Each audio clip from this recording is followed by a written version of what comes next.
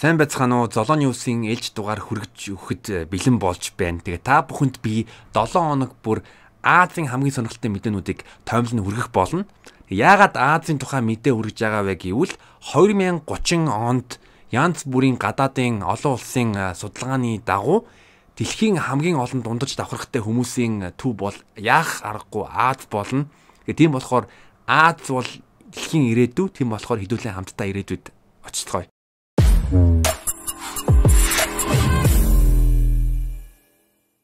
Хятад Австралийн худалдааны дайн уламж ширүүсч байна. Польшийн зүүрцсэн үг байдгийг. 2 хүн зодолж байхад 3 дахь нь ашигтай ажилдаг. Түүнтэй холбогдуулна Орос улс Хятад Австралийн худалдааны дайн дээр ашигтай тоглолт хийж байгаа. Энэ юу гэсэн үг вэ гэвэл Элга Угол бол Оросын коксчих нүрсийн хамгийн том ил нуурхай. Тэгээ Элга Угол 2020 онд Хятадын зах зээлд 1 сая коксчих нүрс зарна гэж төлөвлөж байгаа. Харин 2023 онд 30 сая тонн коксчих нүрс нийлүүлнэ гэж таамаглаж байгаа. Энэ бол Оросуудын хувьд маш ашигтай тоглолт байгаад байгаа. Мөн бас Элга Уголын эзэн компани Хятадын Gohan Ocean Shipping-тэй joint venture хамтын ажиллагааны гэрээ зурсан. Тэгээ Gohan Ocean Shipping бол жил бүр 40 сая тонн карго тээвэрлэх хүчин чадалтай байгаа. Тэгээ тийм болохоор бүгдээрээ хэдэн жилийн өмнө манай Монгол улсад маш том маргаан явагдаж исэн нарийн цариггүй, өргөн цариггүй. Тэгээ энэ юу хэлж байгаа гэвэл бид нар олон жил ямар ч үр дүнгүй алдагдaltaй хэрүүл хийсэн байна. Тэгээд Оросууд ашигтай ажиллаж байхад хэдүүлээ цаашдаа хоорондоо маргалдаад байх уу гэдэг л ер нь сонирн байна. Япон улс энэ жилийн батлан хамгаалах төсөвтөө маш сонирхолтой хөтөлбөрүүд зарласан байгаа. Нэг нь бол Япон улс 2030-ад оны үед 40 тэрбум долларын төсөвтэй өөрийн байлдааны онгоцыг үйлдвэрлэх гэж байгаа. Тэр онгоцыг үйлдвэрлэхэд Америкийн Lockheed Martin хамтран ажиллах болно. Бусад зардлууд нь юу вэ гэвэл Япон улс алсын зайны пуужин боловсруулж байгаа. Тэгээ энэ пуужингаа боловсруулахын төлөө 323 сая доллар зарцуулах юм байна. Мөн бас Япон улс 628 сая доллараар 6 ширхэг F-35 гэдэг байлдааны онгоц судалдаж авж байгаа. Мөн бараг 1 тэрбум доллараар 2 дайны усан байлдааны усан онгоц үйлдвэрлэх гэж байгаа. Казахстан улс ковидын эсрэг өөрийнхөө боловсруулсан вакцина дуршиж байгаа. 12 сар дуустал Казахстан улс 3000 сайн дурын хүмүүстээр өөрсдийнхөө Cas-Covid гэдэг нэртэй вакцина туршина. Хэрвээ энэ туршилт амжилттай болох юм бол Казахстаны ерөнхий сайд 3 сараас ахуулаад нийт ард иргэдэд вакцинжуулна гэж мэдгдсэн байгаа. Казахстан улс 2021 оны 3 сард өөрсдийн вакцины үйлдвэрээ албан ёсоор нээн. Тэгээ тэр үйлдвэр нь жилд 60 сая вакцин үйлдвэрлэх хүчин чадалтай байна. Бидний хөрш Казахстан улс бас Америкчууд, Хятадууд, Оросуудын хажууд бас өөрсдөө вакцины үйлдвэрлэж байгаа гэдэг нь бас маш гайхамшигтай байна. Very nice. Хэрэв бид нар вакцин дурдж байгаа юм бол Япон улсыг бас дурдах ёстой. The Lancet гээд шинжлэх ухааны сэтгүүл саяхан ийм судалгаа хийлээ. Тэгээ энэ судалгааны дагуу Япончуудын 70% нь вакцин аюулгүй, чухал ба үр дүнтэй гэдэгт бол итгэхгүй гэдгээ хэлсэн. Япончуудын 70% шүү.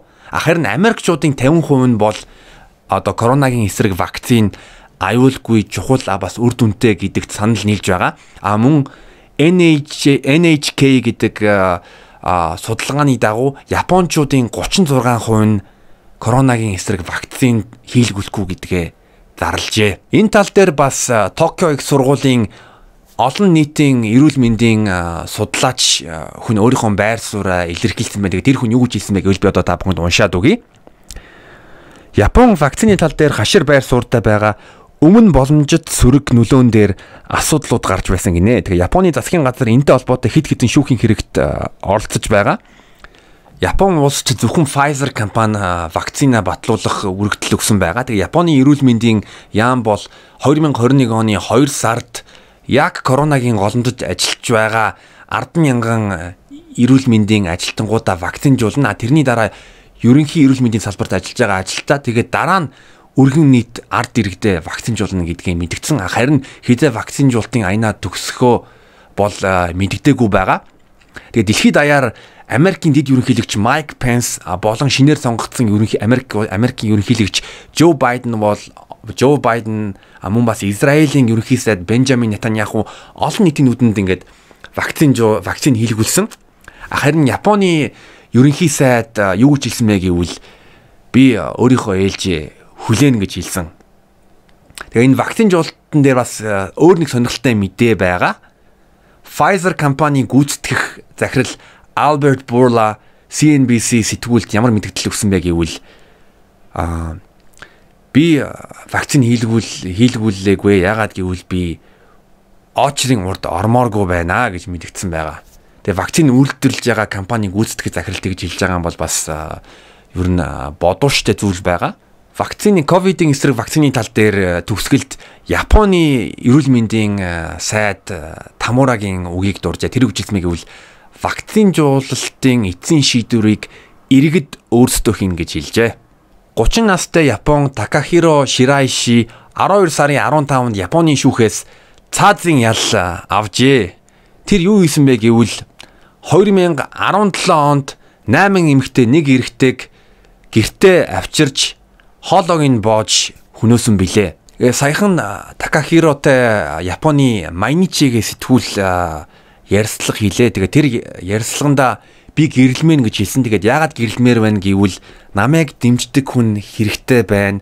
Тэгээ бас намайг шоронд хурж ирж иргэдэг бас над руу юм явуулдаг хүн хэрэгтэй байна гэж мэдгдсэн. Тэгээ бас алуурчин хүн бас ганцаарддаг юм байна. Бас хайр халамж юу нэг хүсдэг юм байна. Тэгээ бас цаазын ял автлаа түүнлөө ер нь бол эмэгтэй хүмүүс бас захиа бичдэг гэж өөрөө бичижсэн. Гэхдээ тэр эмэгтэйчүүд нь зүгээр түүний ярьцлагыг авангуудаа олон нийтийн хэвлэл мэдээлэлд ашиглах гэж байгаа гэж тэр бухимдсан. Тэгээ миний бас анхаарлыг татсан нэг зүйл гэвэл Такахиро Майничигийн сэтгүүлчид яг ярьцлагын төгсгөлд ингэж хэлсэн. Эрүүл мэндэд анхаараарай. Корона битгий тусаарай. Тэгэл ажиллаа сайн хийгээрэй гэж уриалсан.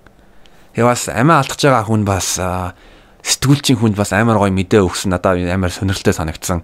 Та энэ талаар юу гэж бодож байна? Филиппин улс захин бооцооны зөвшөөрлүүд олгож эхэлсэн. 2019 онд Филиппин казино болон бооцооны тоглоомын нийт орлого нь 5.2 тэрбум доллар байсан. Харин 2020 оны 9 сарын байдлаар тэр орлого нь 1.5 тэрбум долларыг хүртэл буурсан. Яг бидний хувьд бол энэ бол маш их өндөр хэмжээний мөнгө байна. Тэгээ сонирхолтой мэдээ нь гэвэл Филиппинчүүдийн хамгийн дуртай бооцооны тоглоомын нэг бол азарган дахиа зодтолтуулах. Тэгээ Филиппинчууд яах гээд байна гэвэл онлайн азарган дахиануудын зодон морь уралдаан бас нохооны уралдаан бас онлайн казино үйл ажиллагаа явуулж эхлэж байгаа. Бас гадаадын зах зээлээс хүмүүс татаж авах гэж байгаа.